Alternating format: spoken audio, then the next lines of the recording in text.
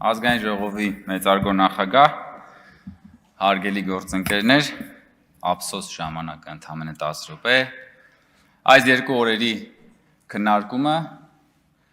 ինձ մոտ վերահաստատեց այն համոզմունքը, որ մեր ընդդիմադիր գործընկերները իմ թեկնածության հետ կապված հակափաստարկ եւ ասելիք չունեն։ Ամեն ինչ իմ թեկնածության իմ հետ փոխկապակցված անձանց շուրջ, բայց ոչինչ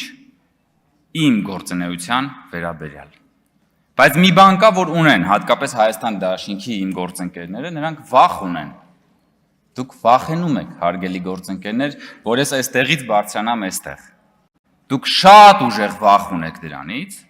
եւ ես ուզում եմ ձեզ հանգստացնել։ Հանգիստ եղեք, եթե ես ընտրվեմ, խոստանում եմ ձեզ համար ապահովել հաճելի ժամանց այս նիստերի դահլիճում։ Ինչի վախ ունեք ինձանից, որովհետև կներեք, դուք 5 տարի ինձանից փախած եք մանեկել։ 5 տարի շարունակ, երբ որ եկել է քաղաքացիական պայմանագիր խմբակցության անունից ելույթի ժամանակը, իսկ ես 90% դեպքերում ես եմ ելույթ ունեցել, երբ որ ես այնտեղից սկսել եմ մոտենալ այստեղ, դուք դահլիճից փախել եք, ժողովուրդ։ Ձեր մի մասը ինձ ասել է, պարոն Կոջարյան, գնանք ծխենք էլի, բան սենց, այս սենց երեխայական արդարացումներով։ Դուք փախել եք դահլիճից, վախեցել եք։ Բայց նույնիսկ այս դեպքում, հարգելի գործընկերներ, ես ուրախ եմ արձանագրել, որ կարևոր հետք եմ թողել ձեր քաղաքական ինքնության վրա։ Օրինակ, դժոխքի սաունդթրեքը ինքն իր մասին հիշեցրեց։ Այդ հետ տարիներ անց երեխաները, պատանիները ցանկանան իմանալ, ով է եղել Քրիստինե Վարդանյան անունով ազգային ժողովի падգամավորը։ Նրանք ընդհանրապես պետքա սերչ անեն դժոխքի սաունդթրեք արտահայտությունը եւ կիմանան, որ դա եղել է Քրիստինե Վարդանյանը։ Ճակատագրի հեգնանքով Տիկին Վարդանյան, որքան էլ որ դուք ինձ չսիրեք, դուք պատմության մեջ ամենաշատը մնալու եք շնորհիվ ինձ, Տիկին Վարդանյան։ Եվ դա ինձ համար հետաքրքիր եւ միևնույն ժամանակ հաճելի փաստ է։ Որքան էլ որ դաշնակցությունը չհավանի իմ թեկնածությունը, բայց քաղաքական հայդուկ արտահայտությունը, որ ներեք պարոն Խաչատրյանը այստեղ չդիմացավ եւ կրկնեց, որը ես եմ դրել շրջանառության մեջ, անընդհատ ձեզ հետապնդելու է պարոն Խաչատրյան։ Եվ ես կարող եմ բազմաթիվ արտահայտություններ ասել Աճարյանի բառարանից, չգիտեմ այլ բառարաններից, բայց դա դարձել է ձեր քաղաքական ինքնության կարևոր եւ անբաժան մասը եւ ես դա իսկապես ինձ համար հաճելի է։ Եվ ես պատկերացնում եմ ձեր վախերը, ասում եք, հա որ հիմա հելավ հոսավնդե, բա ինչ ա լինելու ժողովուրդ։ Հիմա ես մի շատ կարճ արձագանք կանեմ հայփոստի վերաբերյալ, որտեղ այնուամենայնիվ մի երկու բան ասվել, որի շուրջ պետքա ես խոսեմ։ Դիվիդենդների հետ կապված պարոն Կարապետյան, ըստ հրապարակված հաշվետվության, դուք հիմա չեք լսում, բայց մամուլը հուսով եմ այդ վերնագիրը եւս կտանի, հայփոստի կառավարման, իմ կնոջ կառավարման ժամանակաշրջանում հայփոստը վճարել է պետությանը 1 միլիարդ դրամի դիվիդենդ։ Սա մեկ։ Ըստ հրապարակած նորից տվյալների 2024-25 թվականներին հայփոստի ֆինանսական արդյունքը բարելավել է 900 միլիոն դրամով։ Սա երկու։ Երբ որ դուք խոսում եք հայփոստի կառավարման արդյունավետության մասին, այս երկու թիվը 1 միլիարդ դրամ դիվիդենդ եւ 900 միլիոն դրամի, գրեթե 1 միլիարդ դրամի ֆինանսական ցուցանիշների բարելավումը, դա Հայկ Կոջարյանի կնոջ աշխատանքի արդյունավետությունն է։ Երեք պարոն Մանուկյանը այստեղ նաեւ հայտարարագիրը վերցրել էր Պարոն Մանուկյան, դուք ես որքան գիտեմ, ինձ ասացին, որ դուք տնտեսագիտության թեկնածու եք։ Եթե այդպես է, խայտարակություն է դա։ Նախ ուզում եմ ասել այդ 5 միլիոն դրամը, որ ասում եք, այս ինչ 5 միլիոնը մայրության նպաստի 5 միլիոն է, այլ եկամուտները բաժնում։ Երկրորդը, որ ասում եք, ինչի չի իջել բանը, մայր գումարը, հայտնի բան է, ժողովուրդ ջան, 4-րդ դասարանի երեխեն էլ գիտի, որ մարդիկ գնում են հիպոթեկով բնակարան ձեռք բերելու, վարկի մարման բանկա, անունիտետային, կարծեմ այդպես է կոչվում, մարման բանկա, տրամաբանություն կա, որ սկզբից տոկոսներից է գումարը գնում, հետո նոր մայր գումարից։ Ախր ո՞նց կարելի է այսքան պրիմիտիվ բանը չիմանալ։ Գալ եւ այստեղից ես բան անել, ինչ որ որտեղից իմանա, չնայած ես նայում եմ, իրոք էլի որ ափսոս չէր Արծվիկ Մինասյանը, տարել եք եսի մուրեք դրել Արծվիկ Մինասյանին,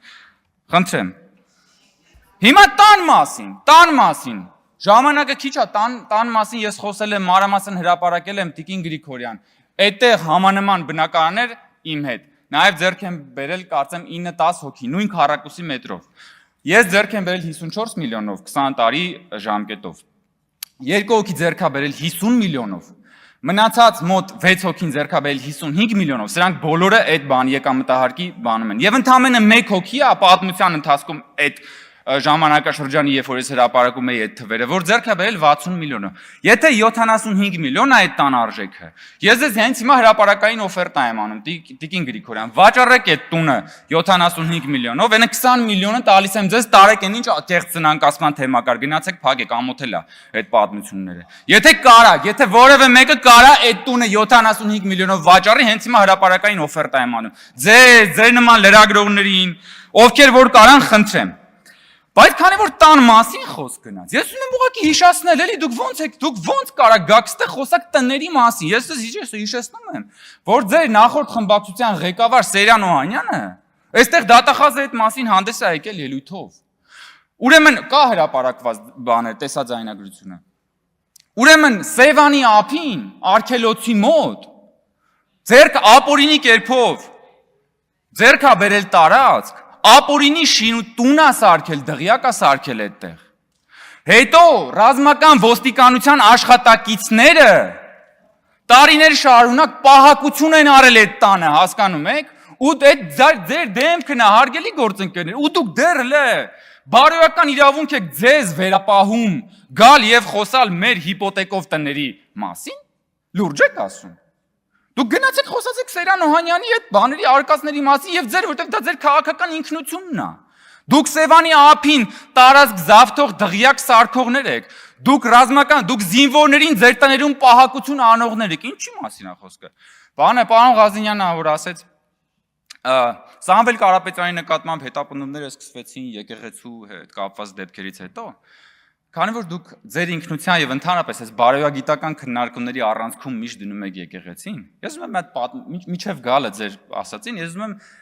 հերվից միասին գանք մի հատ պատմություն պատմելու։ Ուրեմն, եթե չեմ սխալվում, 2014 թվականն է, Տավուշի մարզի Կողբ գյուղում բացվում է եկեղեցի, օծվում է եկեղեցին, եկեղեցին անվանվում է Սուրբ Հովհաննես եկեղեցի։ Եկեղեցին, հարգելի գործընկերներ, կառուցում է Տավուշի նախկին մարզպետ այդ ժամանակաշրջանի Հովիկ Աբովյանը։ Սուրբ Հովհաննես եկեղեցին,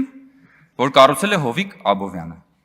Շնորհակալ ենք, որ գոնե Սուրբ Հովիկ չեն դրել եկեղեցու անունը։ Եթե ձեզ թվում է, որ դա շատ անհավանական կարող է լինել Սուրբ Հովիկը, հետևեք պատմության ընթացքին եւ դուք կհասկանաք, որ դա ամենևին անհավանական չէր։ Եվ ուրեմն այդ օծման օրն է, օծմանը եկել են բանն է, Հովիկ Աբովյանն է կանգնած, անձամբ եկել է օծմանը Սերժ Սարգսյանը,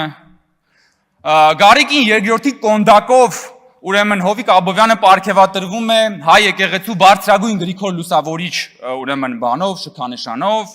եւ այսպես ուրեմն միջավայրը շատ հոգեվոր ուրեմն աուրա է տիրում եւ պատին այնտեղ նաեւ եկեղեցում կախված է Լեոնարդո դա Վինչիի խորհրդավոր ընթրիքը նկարը։ Ես ուզում եմ դուք ես ուզում եմ դուք պատկերացնեք էլի այդ աուրան։ Եկեղեցին, Հովիկ Աբովյանը, Սուրբ Հովհաննես եկեղեցին, Սերժ Սարգսյանը, կոնդակը, Գրիգոր Լուսավորիչը,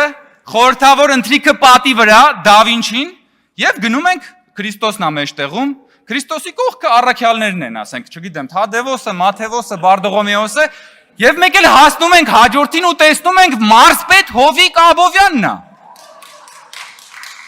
Հովիկ Աբովյանը մարզպետ, Ջոր, դուք ծիծաղալու է, չէ, լացելու է պարոն Վարդանյան։ Էսա կասեմ, էսա հիմա Ղազինյանն ասում է, էսի մեծ ինչ կապ ունի, էլ սպասեք պարոն Ղազինյան։ Ու ափսոս ժամանակս քիչ է։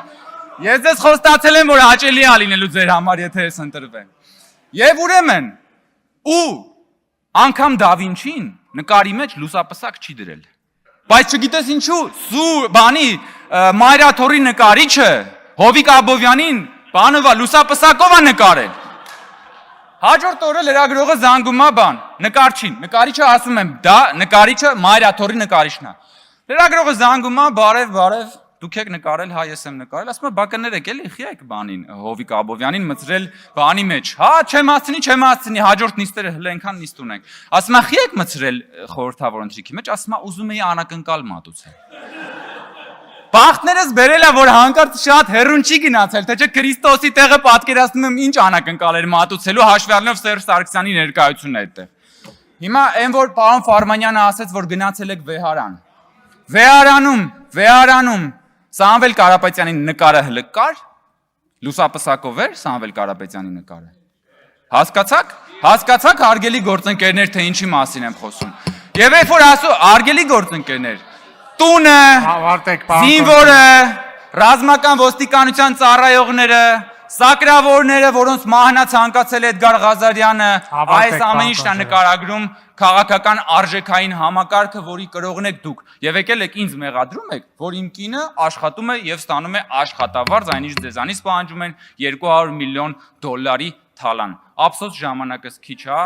Բայց ես ձեզ խոստանում եմ, ես հատկապես ձեզ շատ եմ խոստանում Հայաստան Դաշինքի գործընկերներ, ձեր համար շատ հաճելի ժամանակներ են սպասվում։ Շնորհակալություն, շնորհակալ եմ իմ գործընկերներին քաղաքացիական պայմանագիր խմբակցության իմ տեխնատությունը առաջադրելու համար։